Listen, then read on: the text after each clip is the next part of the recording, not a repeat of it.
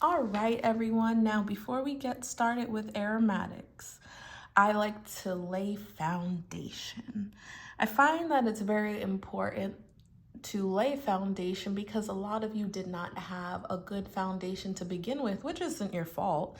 Most likely you didn't even know like your study methods or the best way for you to kind of organize orgo, honestly. And hopefully I've helped you in this journey with that. So I'm going to do a quick recap, which will help you later on for like your major ACS exams, or even when you start doing MCAT, PCAT, or DAT review. So when we have an alkene, we always are supposed to focus at those two carbons that I've highlighted in blue. Now, there's different types of reactions that you may even see later on dealing with aromatics, but the reagents that go with aromatics are way different compared to alkenes. So, for instance, we have halogenation, which is this step right here, the Br2 over CCl4. Normally, we could use another solvent, CH2Cl2. What this did was it went through an anti-addition, which would cause both of the BRs to add trans. So that means right where both of the carbons were for the double bond, I would have one carbon with a wedge BR and the other one with a dash. You can also switch them and that would still be the same answer. Same thing for the when you have alkenes and you're doing, this one was called hydrogenation. So let's go ahead and put some names up here for y'all. Halogenation, hydrogenation. Everything ends with an Asian. This one is hydration. And this one was halogenation. Halogenation, long term. Ooh, I had enough space, yay. So now with this one, hydrogenation. When we're dealing with hydrogenation, that was just now the addition of hydrogens. This one was one of my favorite reactions. I would tell students this would now add syn addition, but sometimes professors just didn't really care for the stereochemistry.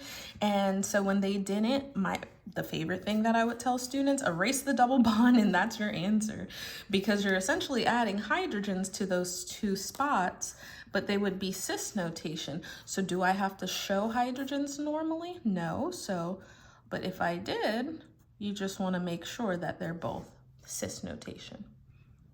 Now, when I'm doing hydration with water, well, we've learned a few things way back when, dealing with oxymercuration, demercuration, and hydroboration.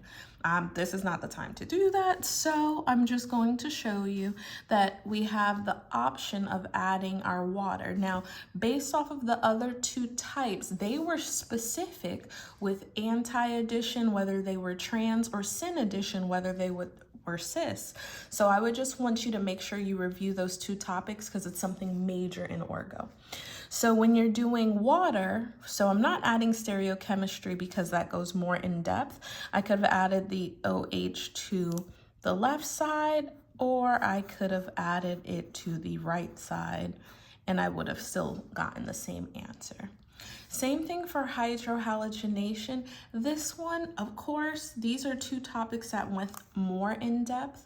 We had a lot more to consider with HBr. It was one of the most challenging mechanisms back in the day because we had to learn about hydride shifts, methyl shifts, and ring expansions. Oh, and Markovnikov's rule. How could I forget?